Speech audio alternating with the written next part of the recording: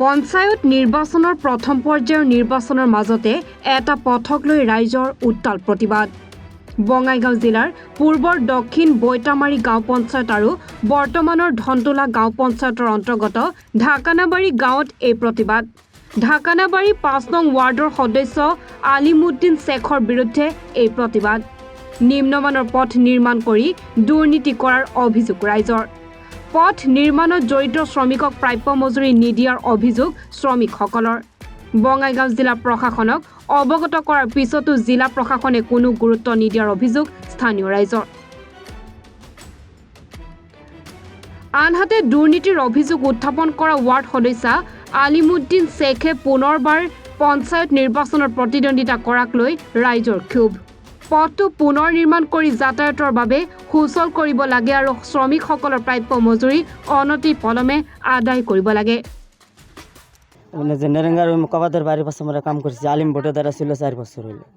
10,000 টাকা মারি দিছি। আপনার 1 টাকাও পাইনি। শ্রমিকের মজুরি মারি আপনি না 300 টাকা হাজিরা দিছে। 33 দিন কাম করেছিলাম, 1 টাকা না পাই। পয়সা লাগে আর রাস্তাটা ভালো করা লাগে। আমার এই গাঁওখনের নাম ঢাকনাবাড়ি, পঞ্চায়তখনের নাম হল দক্ষিণ বৈতামারি গাঁও পঞ্চায়ত। এই গাঁওখনৰ 5 নম্বৰ ৱাৰ্ড।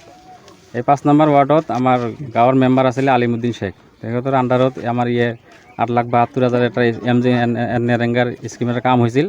কিন্তু ৰাস্তাটোৰ কাম কৰাটো দুৰ্নীতি কৰিছে, টকাখিনিও উঠাই খাইছে। আৰু আমি জনামতে মানুহখিনিক লেবাৰখিনিক মানে পইচাও দিয়া নাই। ট্ৰেক্টৰতে মাৰি কাটিছিল, সেইখিনিও পইচা দিয়া নাই। কিন্তু এইবাৰ আকৌ সেই মানুহজন দুবাৰী আকৌ মানে মেম্বাৰী সদস্য পদত মানে প্ৰতিদ্বন্দ্বিতা কৰিছে। আমি মানুহ পঠিয়াইছিলোঁ সিহঁতৰ ওচৰত যে আমাৰ পইচাখিনি লেবাৰৰ পইচাখিনি উঠাই দিব লাগে। সিহঁতে কৈছে যে আমি জিতাৰ পিছতহে এইটো চিন্তা চৰ্চা কৰিম, জিতাৰ আগত এইবিলাক নহ'ব।